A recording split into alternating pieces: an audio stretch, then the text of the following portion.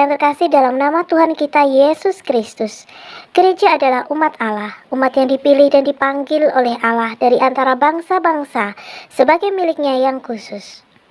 Dengan umat ini Allah telah mengadakan perjanjian. Umat ini adalah umat universal yang berasal dari semua bangsa, suku, dan kelas. Tidak ada lagi di antara kamu orang Yahudi atau Yunani, budak atau orang bebas, laki-laki atau perempuan. Semua adalah satu di dalam Kristus Yesus. Galatia 3 ayat 28, 1 Korintus 12 ayat 13, Kolose 3 ayat 11. Karena gereja tidak terikat pada suatu bentuk kebudayaan khusus atau sistem sosial, ekonomi, politik tertentu, dan karena ia merangkul semua bangsa, kebudayaan, ras, dan kelas, ia dapat menjadi tanda persatuan dan damai bagi umat manusia. Gereja adalah umat Allah mesianis, tanda harapan bagi bangsa-bangsa. Sebagai tanda dan alat kesatuan umat manusia, gereja menunjuk kepada sesuatu yang melampaui dirinya sendiri. Gereja adalah umat Allah yang bersiarah, umat Allah yang sedang mengadakan perjalanan.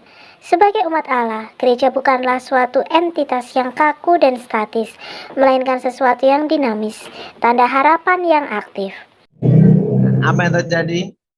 Begitu dites gagal, diemlah Thomas. Pak Daud, ini kan Pak Daud kan pernah bilang kan geopolitik menjelang pilpres kan, sekarang kan lagi geopolitik nih, sama geostrategis. Tapi kok fenomenanya di Indonesia kok semua perdukunan turun gunung, Pak? Karena kan mau pilpres kan banyak orang ingin menang, Thomas. Gitu ya. Ingin menang jadi anggota DPR, ingin menang jadi macam-macam, Thomas.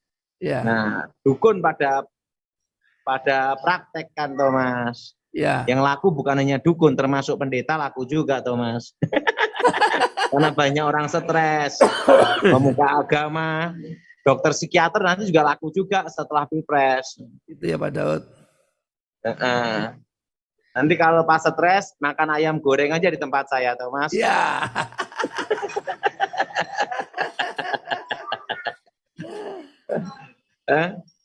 Iya Pak Daud. Iya, penting hidup dinikmati aja, Thomas. Betul. Kemarin saya lihat semua konten-konten Pak buat tentang ilmu kebal bacok. Sekarang banyak konten ilmu kebal bacok, ilmu apa, wah.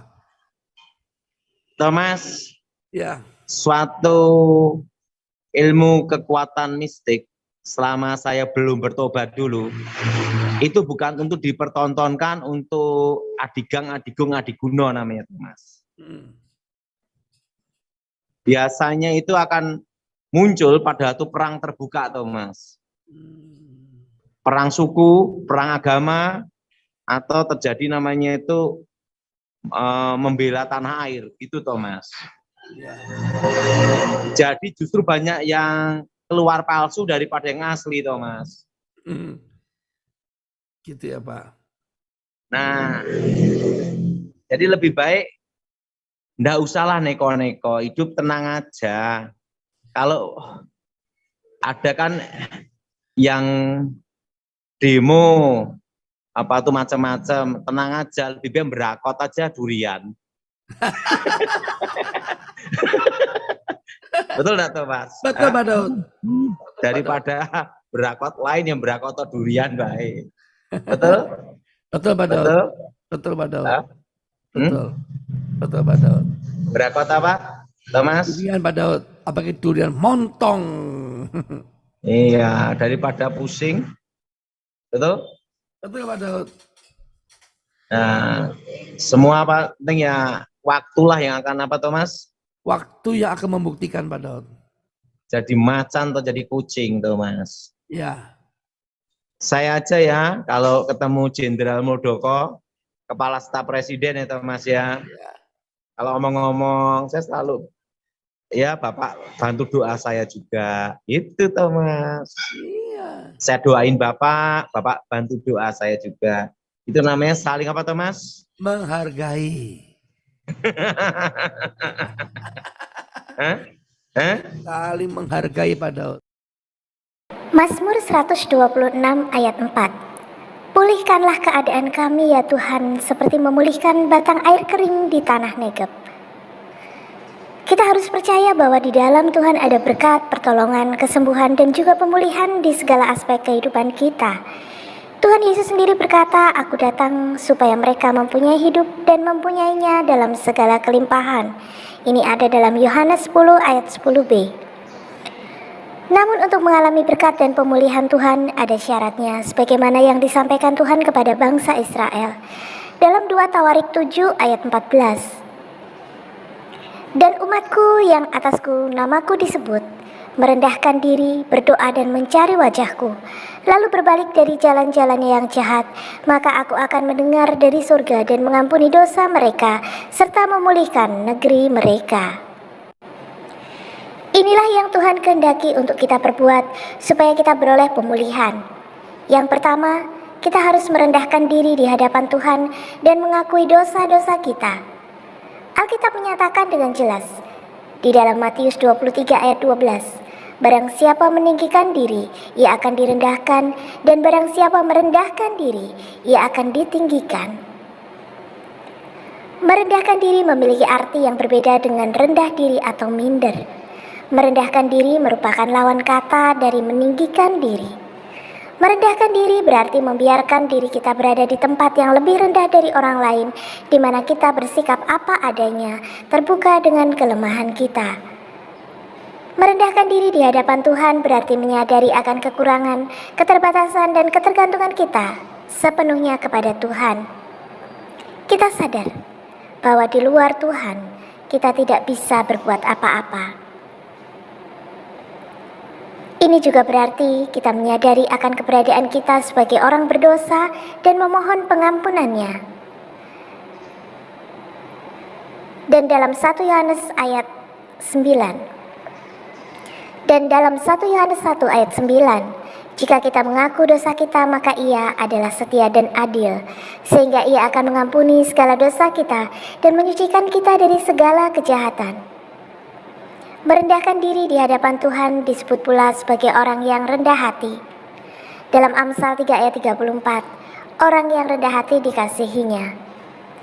Oleh karena itu, marilah kita berkata jujur kepada Tuhan, mengakui segala dosa dan pelanggaran yang telah kita perbuat, maka Dia akan mengampuni dan memulihkan kita. Merendahkan diri di hadapan Tuhan dan mengakui dosa adalah awal menuju kepada pemulihan.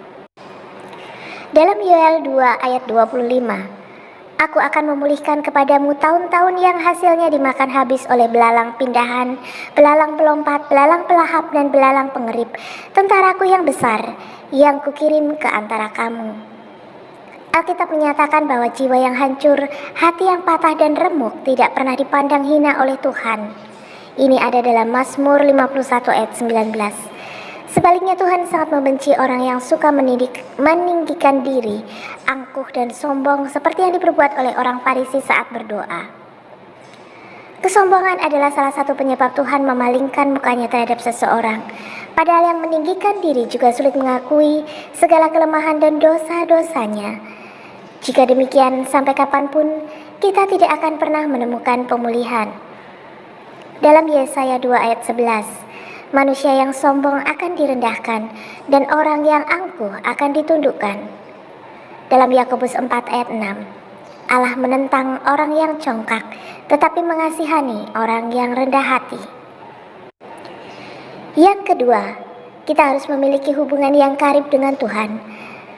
Banyak dari kita yang tekun berdoa ketika dalam masalah saja, namun saat segala sesuatunya berjalan baik dan lancar, mereka tidak lagi sungguh-sungguh mencari Tuhan. Tuhan mau kita berdoa dengan tiada berkeputusan dan tidak jemu-jemu di segala keadaan. Itulah jawaban mengapa kita jarang beroleh jawaban atas doa-doa kita, yaitu karena kita tidak tekun berdoa. Mencari Tuhan harus menjadi fokus utama dalam kehidupan kita.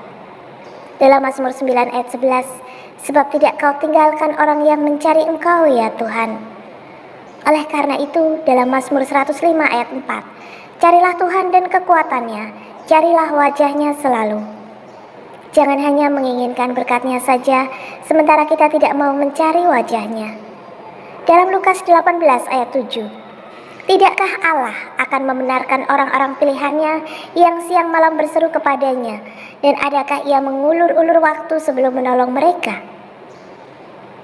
Kita harus bertobat dengan sungguh, meninggalkan kehidupan lama dan hidup sebagai manusia baru. Kita tidak lagi hidup menurut keinginan daging, tetapi menurut pimpinan Roh Kudus. Tuhan pasti akan pulihkan hidup kita, asal kita melakukan firman Tuhan.